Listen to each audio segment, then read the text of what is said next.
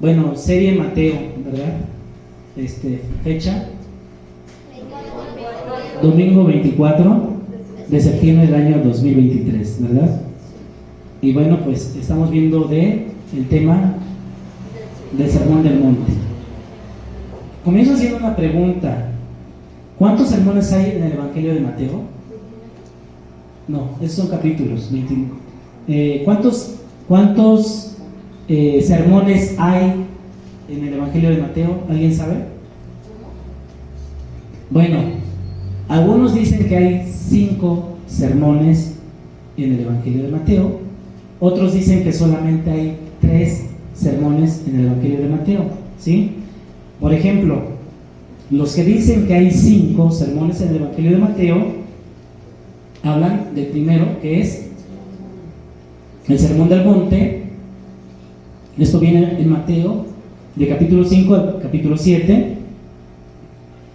El segundo dicen que es el sermón misionero, que viene en Mateo 10. El tercero, el sermón de las parábolas, Mateo 13. El cuarto, el sermón sobre la iglesia, Mateo capítulo 18. El quinto, el sermón del monte de los olivos, acerca de el fin de los tiempos, y nos habla de Mateo 24 al 25. Para los que dicen que hay 5 sermones, hay quienes dicen que solamente se encuentran 3 sermones en Mateo, que es el sermón del monte, ¿sí?, el sermón de las parábolas y el sermón del monte de los olivos, sobre el fin de los últimos tiempos. ¿Sí quedó claro? Entonces ya sabemos, si alguien nos dice 5, bueno, está bien. Si alguien nos dice 3, también está bien, ¿sí? Porque de alguna manera aparecen los 5 o aparecen los 3, ¿sí? Ahora, el Imperio Romano, ¿usted sabe de qué forma gobernaba a las masas? ¿Alguien sabe cómo gobernaba a las masas el Imperio Romano? Ponía gobiernos a su modo, pero respaldado por una guarnición de centuriones. Ok. En caso de que hubiera revuelta, pues eran los que atacaban, pero ponían gobiernos locales. Ajá. Se dice que el gobierno romano gobernaba a las masas o controlaba a las masas de la siguiente manera, ¿sí? Con pan. Ajá. Ok. Circensen, circo. Caesaraul, ¿sí? Caesaraul, que quiere decir los Césares. ¿Ok? Estas 3 formas de controlar a las masas a través del gobierno romano, que era el pan, el circo y el gobierno, o los Césares, estas 3 formas son las mismas 3 tentaciones que el diablo le hizo a Jesús. ¿Sí lo recuerda? La primera, ¿cuál fue? El pan. Y luego el espectáculo. Y luego el espectáculo. Aviéntate y ve que los ángeles te van a rescatar. Ajá. Sí, y el tercero, El que gobernaba todo esto, el deseo político, el deseo de gobernar. ¿Sí o no? Entonces, hermanos, esto no ha cambiado. Voltea a ver a tu alrededor. Fíjate en los gobiernos. Dicen que el diablo sabe más por diablo. No, por viejo que por diablo. ¿Sí o no? sabe lo que funciona. Él sabe lo que funciona. Entonces, en este sentido, estos son los mismos 3 aspectos que nuestro Señor rechazó cuando fue tentado en el desierto. Por ejemplo, nosotros podemos ver esto mismo en la epístola de Primera de Juan, capítulo 2, versículo 16. Abra su Biblia. Primera de Juan 2:16. A ver, alguien de mi lado derecho que se anime a leer, por favor. Alguien grande con voz de trueno, voz de trompeta, trompeta de Dios. Mientras que los muertos, bueno, sí. 2:16, Primera de Juan 2:16. A ver, ¿quién se anima? ¿Tú? Adelante, de mi lado derecho. Y fue reprendido por... No, Primera de Juan 2:16.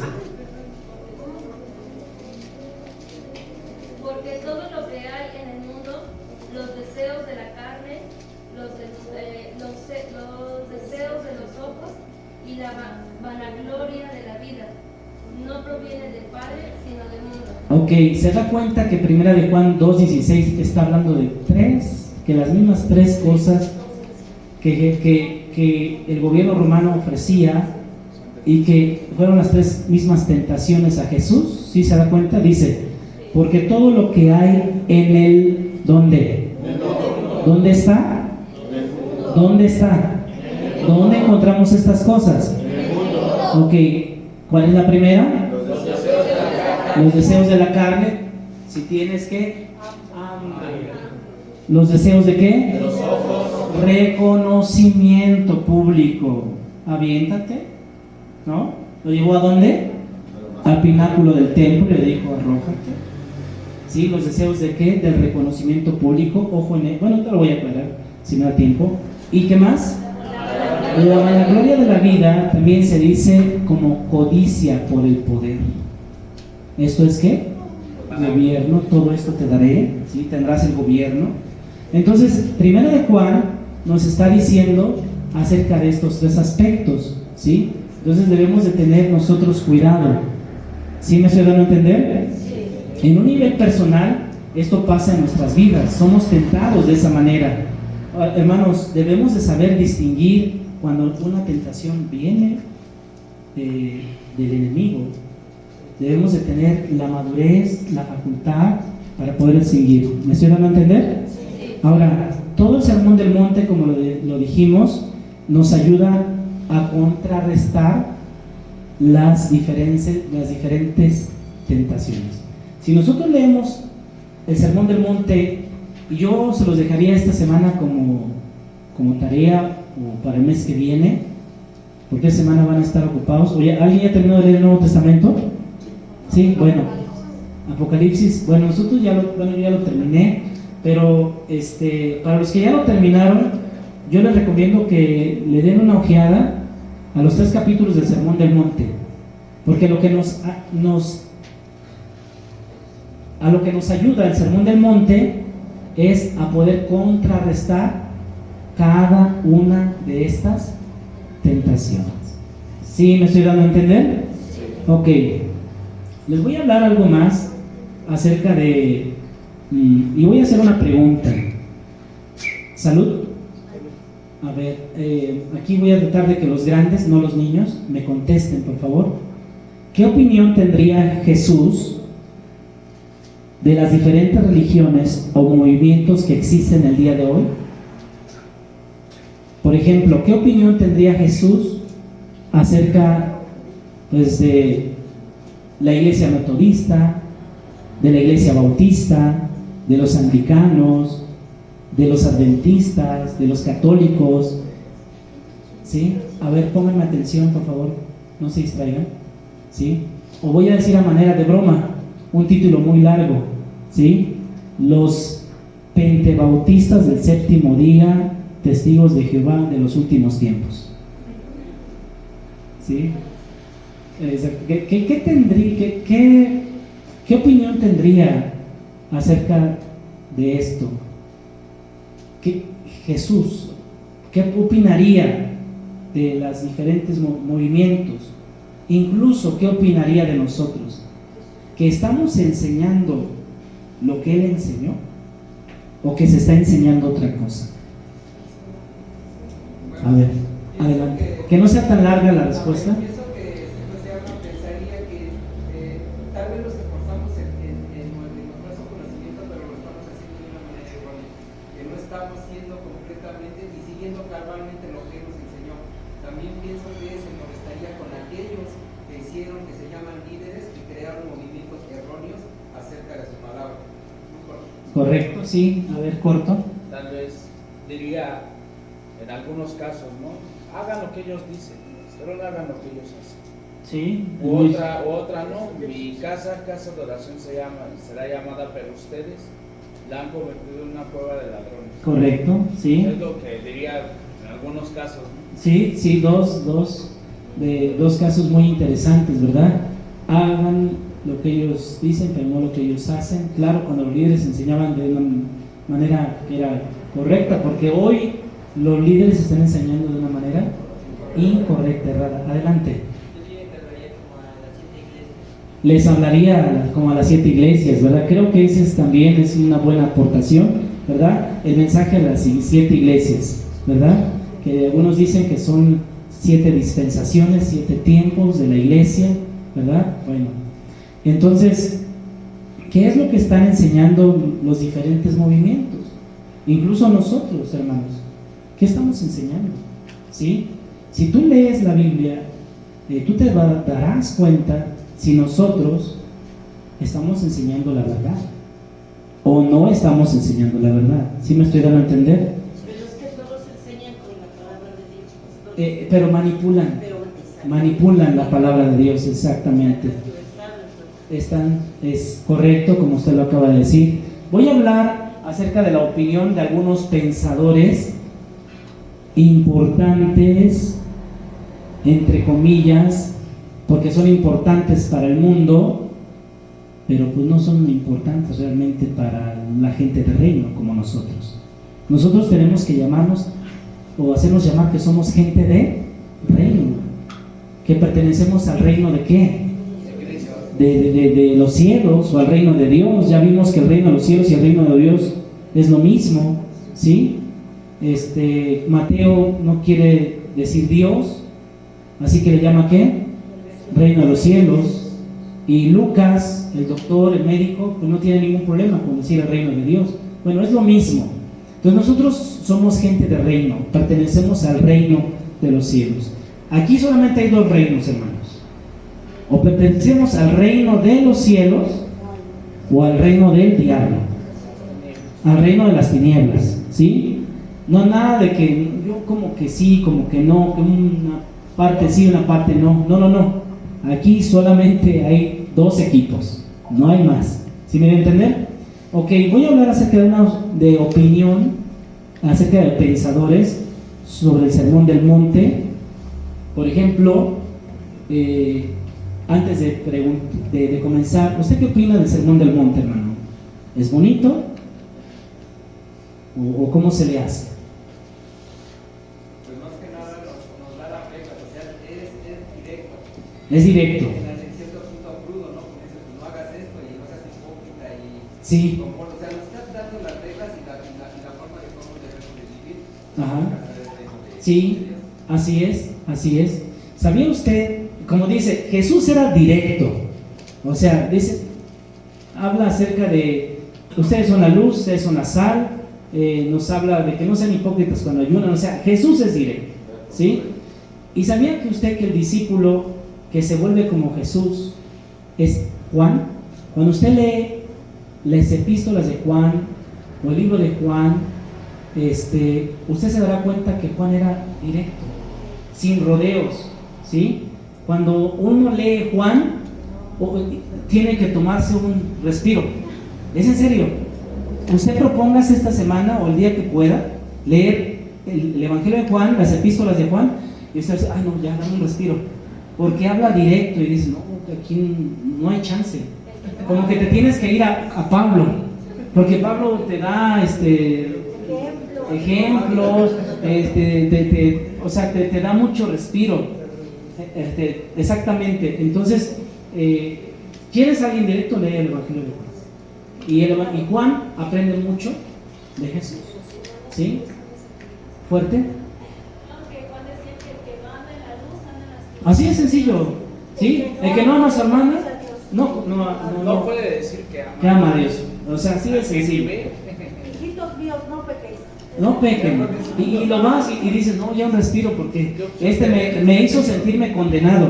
Y Pablo luego te puede decir así como de, bueno, vosotros habéis sido injertados, pero abogado también tienes. Sí. Entonces es importante que nosotros veamos esto, ¿sí? Ahora, ¿por qué preguntaba esto?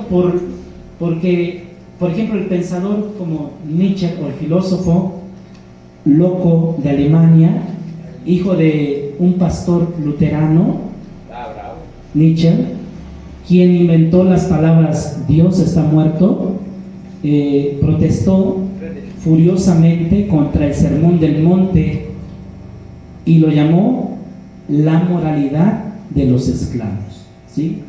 O sea, si tú crees en eso, tienes una moralidad de esclavo, ¿sí? Eso era la opinión de Friedrich Nietzsche, ¿sí? Y sin embargo, a mí cuando yo leo acerca de este personaje, que así escribió Zaratustra y todos sus escritos, ¿sabía usted que a mí me impresiona cuando en un par de años, o un año, ¿sabía? En un año escribe 7 libros?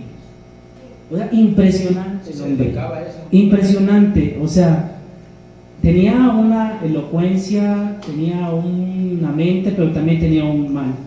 Él, al final, Nietzsche, de sus días, lamentablemente terminó tomando su orina, ¿sí? Embarrándose su cuerpo, de su excremento, y practicaba lo que se le conoce como la coprofagia. ¿Sabe usted qué es la coprofagia? Exactamente, sus heces, su excremento de él, las guardaba y cuando quería se las comía, ¿sí? A mí la verdad me dio mucha compasión. No puedo decir lástima, porque dicen que la lástima se les tiene a los animales, compasión se le tiene a los seres humanos. Ajá. Entonces, bueno, algunos predicadores han llegado así, esa es la consecuencia de por haberse metido con Dios y eso y aquello, y bueno, bien hermanos, bueno, yo no quiero tocar ese tema, necesitaríamos más tiempo para tocar ese tema, ¿verdad? Pero es triste cómo termina. Bueno, en el caso de León Tolstoy, ¿alguien alguna vez ha leído los cuentos de León Tolstoy? Sí. Ajá, ¿cuál? Fuerte. Sobre el perro. ¿Sobre qué? Cuando habla sobre el perro. Sobre el perro. ¿Tú? Una compilación de sus cuentos. De sus cuentos. Sí, bueno. ¿Alguien más? Yo nada más estos se callan por Sí. Okay. Tolstoy. Ajá. Bueno. Por ejemplo, él es un novelista ruso, ¿sí? Considerado uno de los escritores más impresionantes de la literatura mundial. Quiso León Tolstoy practicar el Sermón del Monte, pero sin reconocer a Jesucristo, ¿sí? No le daba reconocimiento, pero quiso practicarlo.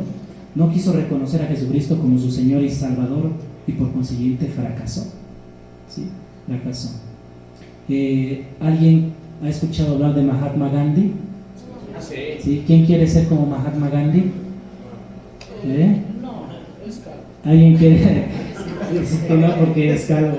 Bueno, Mahatma Gandhi, ¿sí? El alma grande, Mahatma Gandhi. Bueno, por ejemplo, él era un político indio, llamó al Sermón del Monte las palabras mayores en toda la literatura. Mahatma Gandhi dijo: el Sermón del Monte son las palabras mayores en toda la literatura, y él trató de llevar un programa de acción política, ¿sí? Tristemente, él nunca aceptó al autor de esas palabras que quiso llevar a cabo. Mahatma Gandhi nunca aceptó como su Señor o su Salvador a Jesucristo. Gandhi tiene un pasado muy oscuro, hermanos, la verdad. Hay gente que dice: yo quisiera ser como Gandhi. La verdad es que no. Usted tiene que leer el pasado oscuro que tiene Gandhi, es terrible, ¿sí? Por ejemplo, él se mete al celibato y no le avisa a su esposa. Él, pues, no, ¿era qué? Era racista, clasista, correcto. Venía de familia rica. Él era un don nadie hasta que dice primero los pobres, ¿verdad? Y ya cuando dice primero los pobres, pues es cuando toma sentido, como que ay, el gran Gandhi, ¿verdad? Pero tiene otras cosas más terribles, ¿sí? Como que O sea, estaba de acuerdo que los británicos eran superiores y por eso habían dominado a la India. Ajá, sí. Ya ves cómo es. Sí, pero también tiene otras cosas muy graves como meterse con menores, con niñas, cosas terribles.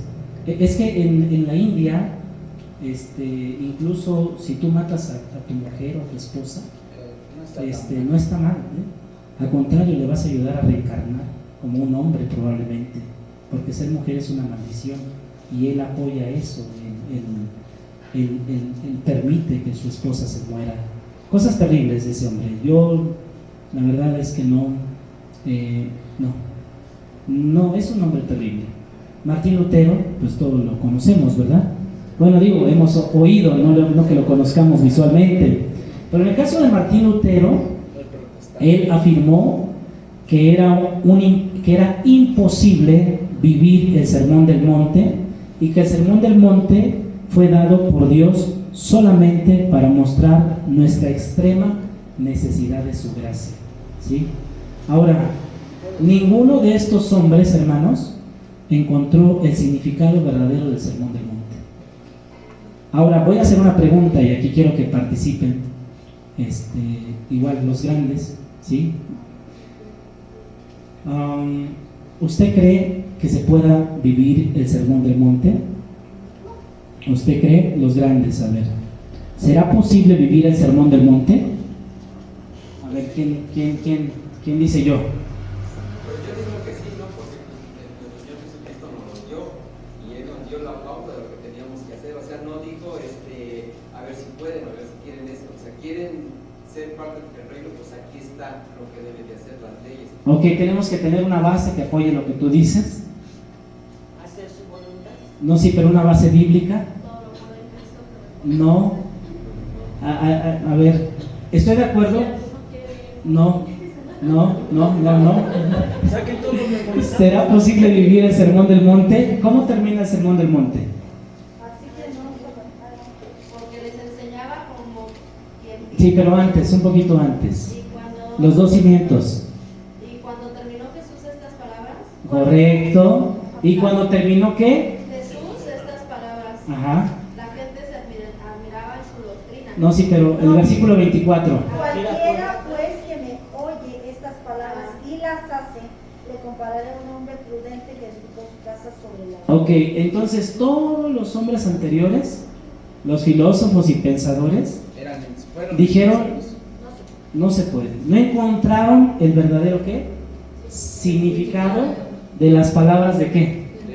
Del Sermón del Monte. ¿Sí me estoy dando a entender? Pero Jesús las dice en el versículo 24 y dice, ¿cómo dice? ¿Cómo comienza? Cualquiera Cualquiera. ¿Y quién es cualquiera? Todos. Tú eres cualquiera, ¿no? Tú eres un cualquiera. ¿Sí o no? O sea, ¿tienes que tener algo en especial? No, cualquier No, persona. cualquiera. Es decir, el acceso es para quién? Niños, Para grandes. todos. Dice, cualquiera pues que me oye estas palabras y las hace. Lo compararé. Ajá, le compararé a un hombre prudente que edificó su casa sobre la roca. Entonces, escuche bien. Hay quienes han dicho que el Sermón del Monte es para el reino venidero, que no se puede vivir en este tiempo, ¿sí? Que es imposible vivirlo, ¿sí? Pero Jesús no está enseñando eso. Jesús está enseñando todo lo contrario. Cualquiera lo puede hacer. Cualquiera que me oye y... Haces. Ahora, la palabra oír, dice cualquiera, pues que me oye. ¿Cómo es el Shema? ¿Cómo es, perdón, Deuteronomio 6:4? Oye. Shema, oye. Shema, oír. Sí, no sé si me estoy dando a entender la idea. Jesús dice lo mismo. Cualquiera que me oye. Entonces es importante que nosotros vayamos viendo que el Sermón del Monte no es para un reino venidero, no es cuando nuestro cuerpo corruptible se transforme en incorruptible, o que seamos transformados. Es para esta vida. Amén. Podemos vivirla en esta vida. ¿Sí estamos aprendiendo? Ok. El Sermón del Monte no es un código de moralidad, como muchos han llegado a pensar. Es que quieres ser una persona moral, quieres tener moralidad, lee. Algunos incluso han llegado a decir que no se necesita todo el Evangelio o los demás libros y que es suficiente vivir el cristianismo solamente basado en el Sermón del Monte. Y yo pregunto, ¿será cierto? A ver, ¿no? ¿Por qué? Porque se necesitan todos Como las leyes, ok. ¿Será cierto esta postura que dicen? Bueno, está correcto, Leví, pero quiero que amplíen un poquito más la respuesta. Algunos han llegado a decir, es suficiente con vivir el Sermón del Monte y aplicarlo a tu vida, y no se necesita lo demás. ¿Será cierto? ¿No? Yo creo que el Sermón del Monte es como la base de un árbol, pero de ahí vienen todas las ramificaciones de todos los demás libros que podemos ver de los apóstoles. Bueno, eso es lo que yo pienso. Ok, hay cosas que el Sermón del Monte está excluyendo y que son fundamentales en una vida cristiana. ¿Cuáles? No desacreditaría entonces lo que Jesús dice al último. Cualquiera que oye esas palabras será como... Sí, pero el Sermón del Monte no incluye cosas que son fundamentales, por ejemplo. Fundamentales, ¿como cuáles? El bautismo, ok. El Espíritu Santo, Como el reconocer a nuestro Señor Jesucristo como nuestro Señor. sí, y habla de...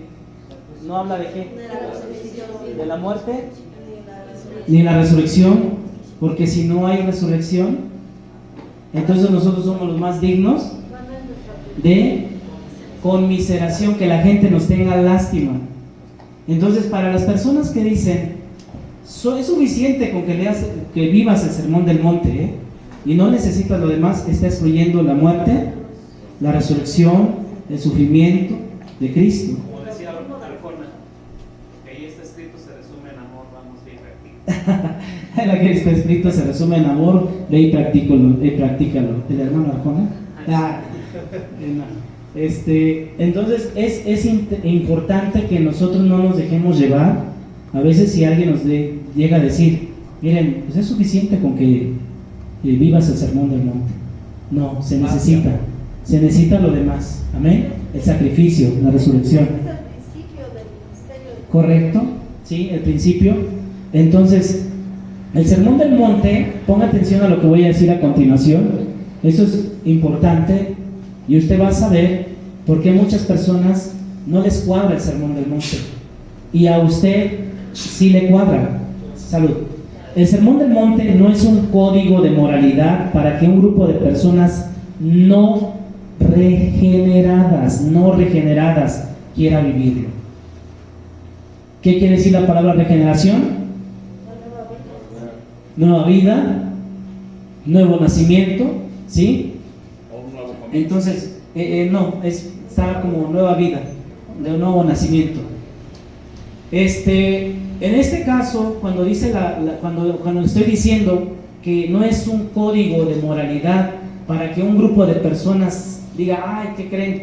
Pues aquí somos un club de amigos y nos vamos a proponer a vivir el Sermón del Monte. No, la verdad es que no. Solamente los regenerados, los que han nacido de nuevo, son capaces ¿de qué?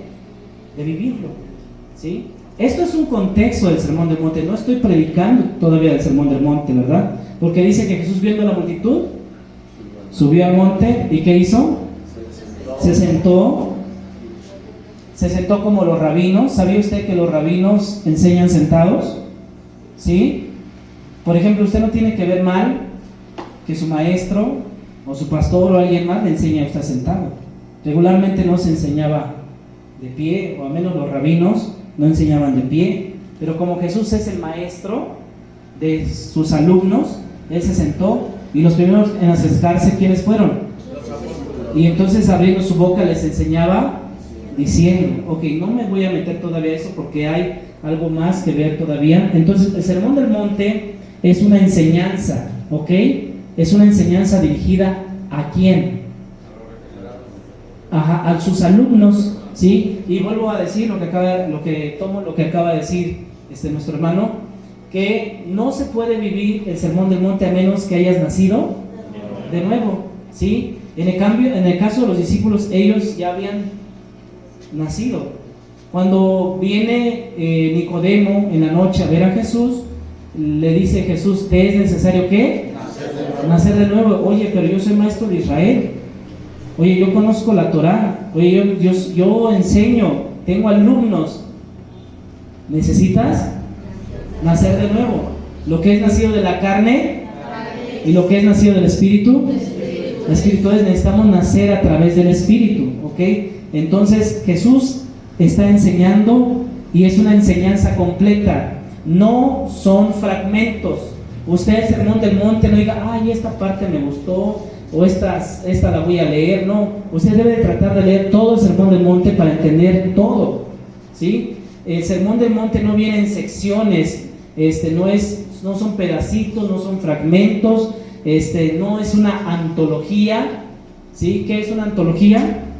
Fragmentos de diferentes autores. Fragmentos de diferentes autores o de diferentes libros, ¿verdad que sí? No es que Jesús haya tomado de aquí y de allá, o que nosotros podamos, no, es que tienes que entender que es un sermón completo. Jesús se sienta, comienza a hablar y hasta que termina de hablar de su sermón, entonces para, ¿sí? Y entonces desciende y hace su primer milagro, ¿sí? ¿Ok? Entonces Mateo 4:23 dice que recorrió Jesús toda Galilea enseñando. Por eso le decía hace rato, necesitamos entender que Jesús hacía la labor de maestro, ¿sí? Él maestreaba, ¿sí me estoy dando a entender? En el sermón del monte Jesús habla para enseñar a sus alumnos. ¿Qué es lo que hace? Enseñar a sus alumnos, maestrear. Entonces lo vemos en Mateo, por ejemplo, voy a leer Mateo 7:28 y 29, dice, y cuando terminó Jesús estas palabras, la gente se admiraba de su doctrina.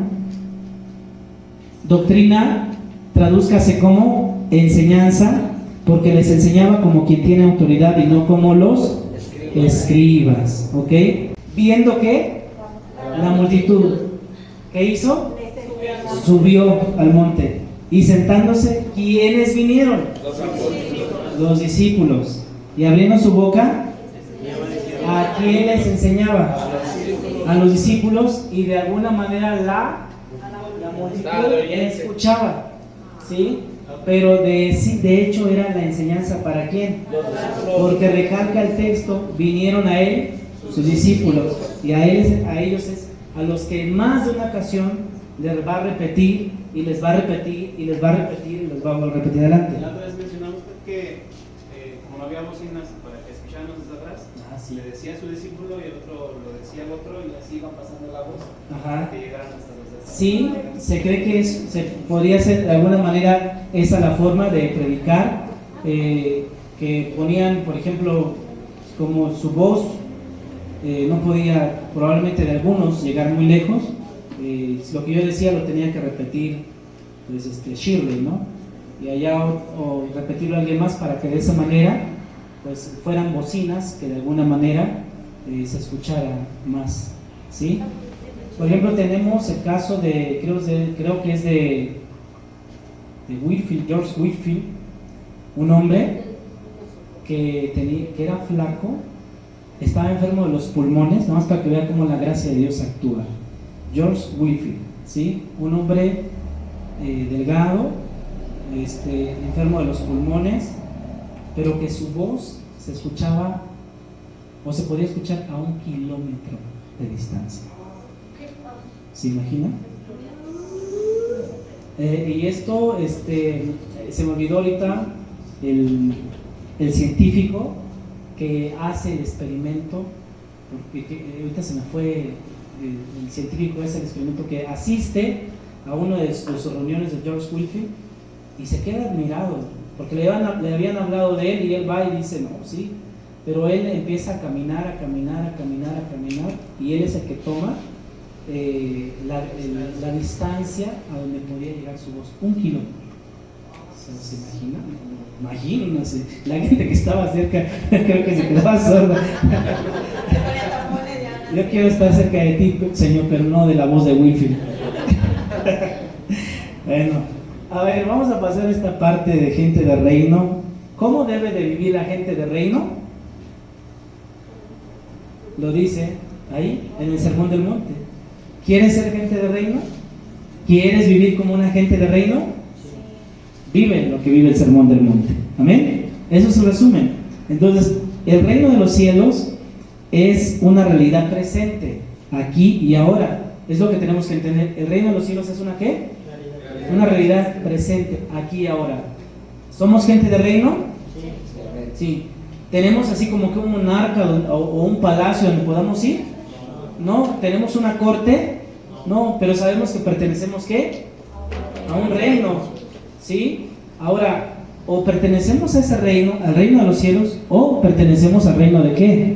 De las tinieblas. Por ejemplo, nos dice Colosenses 1:13 con respecto a que somos gente de reino, el cual nos ha librado de la potestad de las tinieblas y trasladado al reino de su amado Hijo. ¿A dónde fuimos trasladados? Al reino de su amado Hijo. Ok, regularmente cuando aquí en este mundo hay un gobierno, regularmente sabes dónde están sus oficinas, ¿sí o no? Y tú vas y llegas y te acercas, y entonces si tienes algún asunto que tratar, pues te acercas a las oficinas. Pero aquí nosotros solamente nos acercamos a Cristo. Amén. ¿Por qué? Porque este reino, hermanos, solamente puede ser vivido si tenemos un cambio interno. El cambio necesita comenzar ¿por dónde? Por dentro. Y cuando el cambio comienza por dentro, entonces podemos pertenecer a este reino. Pero hay gente que no pertenece al reino de los cielos.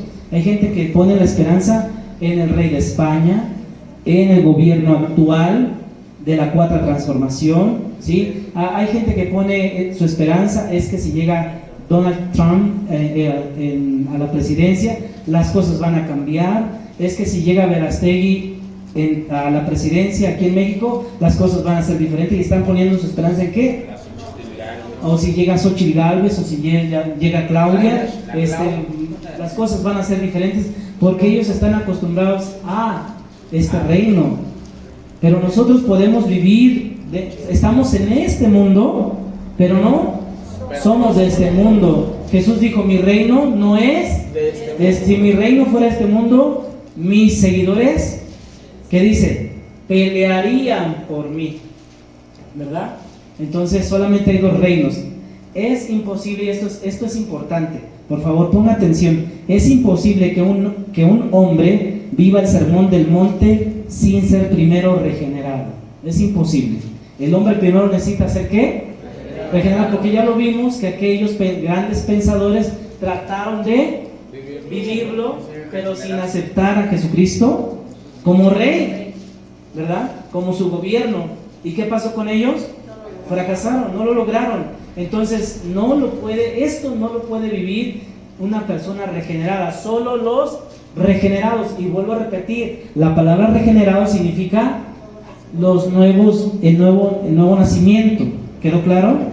Pero sí es posible para nosotros, para los nacidos de nuevo, vivir el sermón del monte. Lo ideal para nosotros, los que hemos nacido de nuevo, es poder vivir lo que dice todo el sermón del monte. Es lo ideal, que usted y yo vivamos eso. ¿Podemos vivir en nueva vida diaria el sermón del monte? Si tenemos nueva vida, ¿podemos vivir diario el sermón del monte? Sí, claro que sí. Solo con la ayuda de Dios. Sin la ayuda de Dios no vamos a poder. Ahora, ¿quién es el que nos va a ayudar? Dios, porque Él es el que nos está dando ¿qué? Una nueva vida a través de ¿qué? De su Espíritu Santo. Amén, hermanos. Sí, amén. Al habernos resucitado de los muertos, porque recuerde que nosotros estábamos muertos ¿en qué? En nuestros delitos y pecados, y entonces nos resucita, nos da nueva vida, y ahora nos dice, Ahora no tienes la vida de este mundo, ahora tienes mi vida, ahora puedes ser un hombre espiritual, puedes tener vida espiritual. Nosotros antes no podíamos tener vida espiritual porque estábamos muertos, pero Cristo al darnos la vida espiritual, ¿me están poniendo atención? Sí, al darnos vida espiritual, ahora podemos tener una vida espiritual. Y entonces podemos hacer cosas que espirituales, que antes no podíamos hacer. Por ejemplo, Efesios, bueno, ya lo tendríamos que leer. Ahora podemos tener una vida espiritual. Voy a leer Gálatas 5:16. Digo pues, andad en el Espíritu y no satisfagáis los deseos de la carne. ¿Cómo nos pide Gálatas que debemos de andar? En el Espíritu. Esta vida nueva nos permite tener una vida espiritual. A ver, repita después de mí. Esta vida nueva nos permite tener una vida espiritual. Okay. ¿Qué dice primera de Pedro 1:23? Pues han nacido de nuevo, pero no a una vida que pronto se acabará. Fíjese cómo dice primera de Pedro 1:23. Han nacido de nuevo.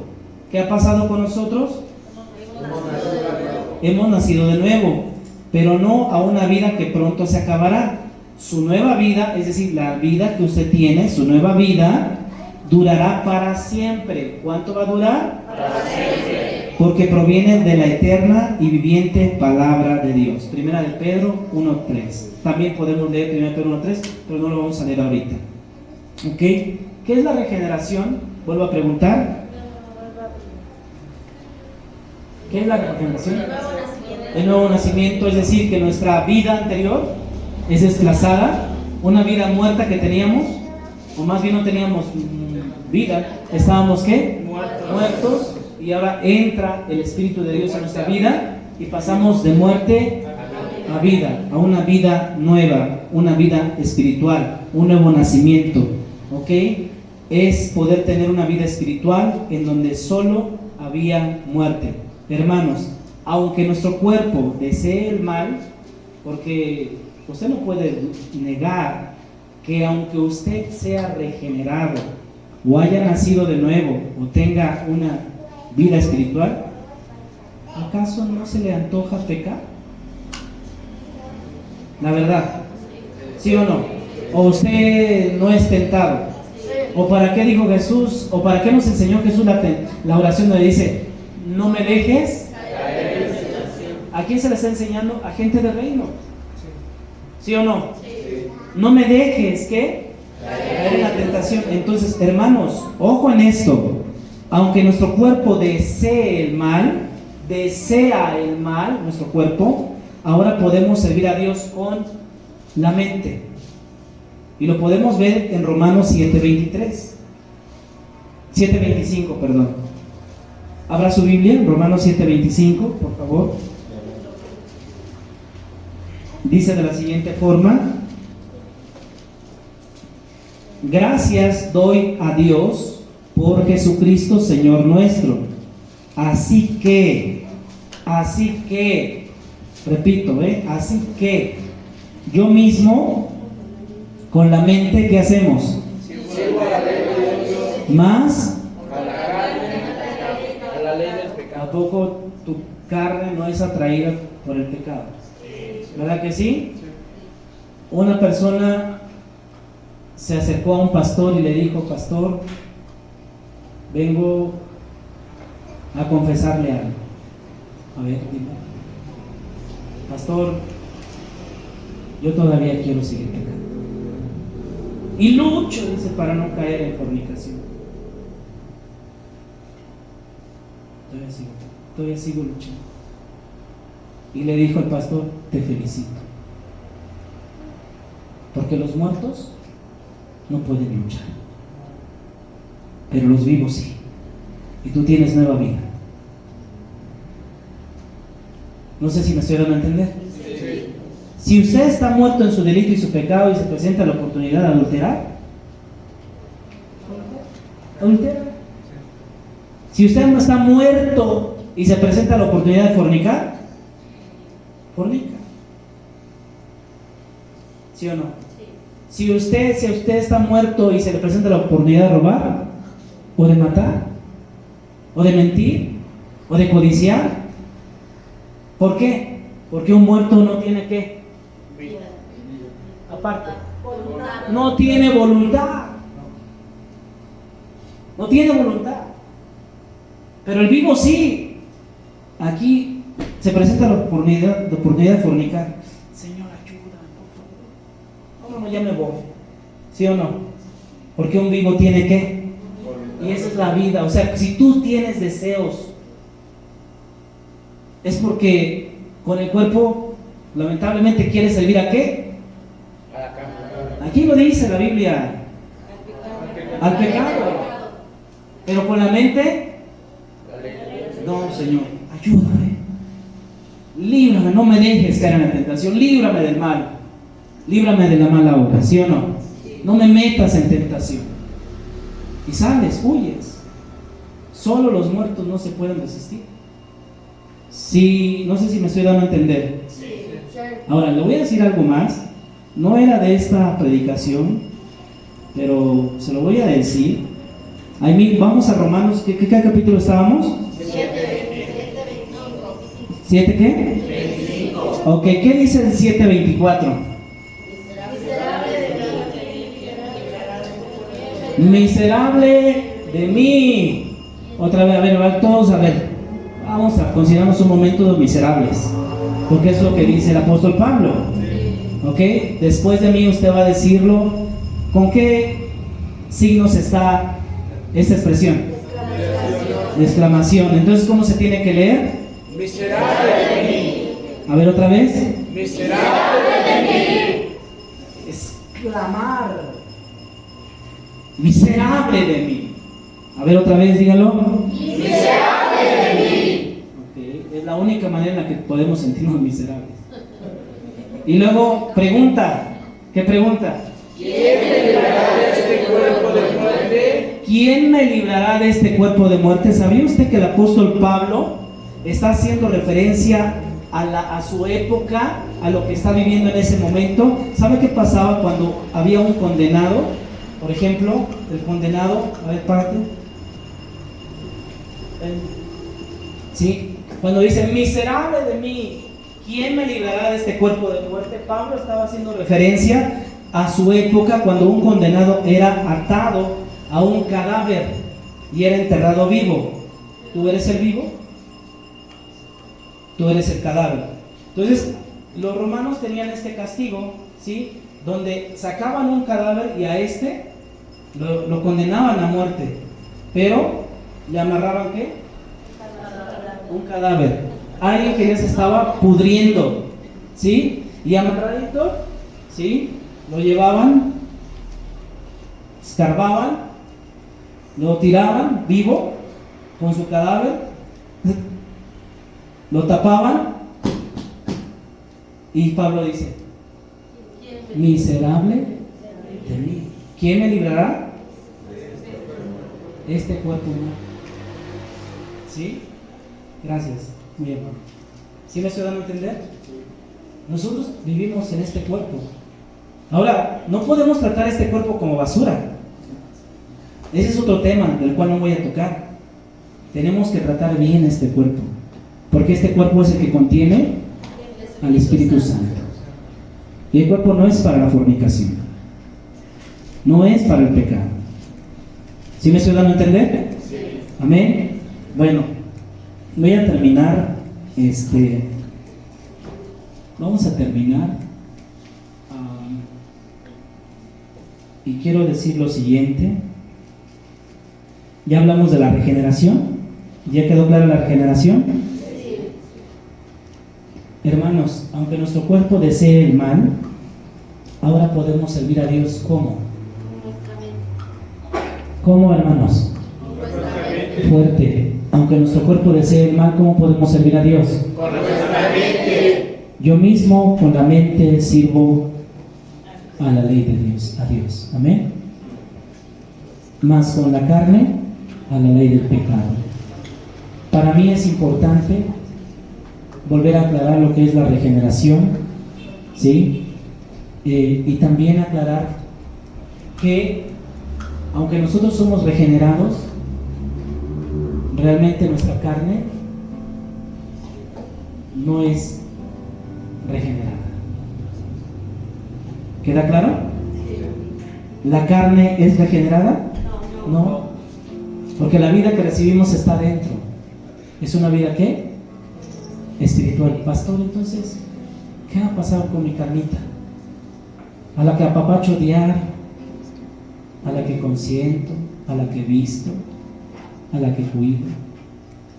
Bueno, la Biblia nos da la respuesta y nos dice, por ejemplo, en 1 Corintios 15:50, primero nos dice acerca de la carne. Pero esto digo, hermanos, que la carne y la sangre no pueden heredar el reino de Dios. ¿No pueden qué? ¿Quién no puede? La carne y la sangre. Ni la corrupción heredará la incorrupción.